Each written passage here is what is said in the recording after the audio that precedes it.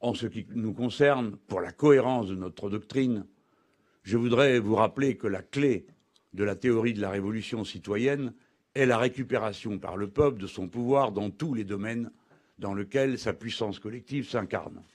Il va de soi que la question de la défense est tout à fait essentielle. Et il y a donc un lien logique et profond, à la fois à vouloir mettre ces questions en débat public, mais à la fin à y répondre par la fin de l'abolition de la conscription, qui a été suspendue, vous vous en souvenez.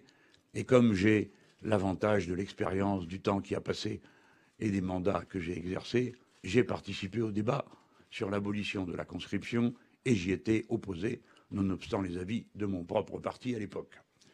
J'y étais opposé et j'ai entendu déjà des arguments que j'ai entendus ensuite, d'après lesquels nos armées auraient besoin de professionnalisation. Il n'y avait pas besoin d'être grand clair pour comprendre où tout ça allait nous amener. Et j'ai objecté déjà à l'époque qu'on ne se souvenait pas qu'avant l'abolition de la conscription, les armées françaises aient été des armées d'amateurs.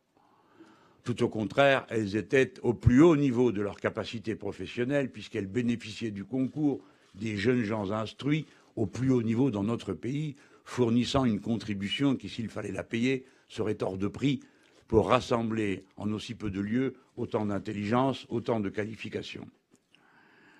Dès lors, tout le plan que nous présentons est construit autour du retour de l'intervention populaire dans les questions de défense.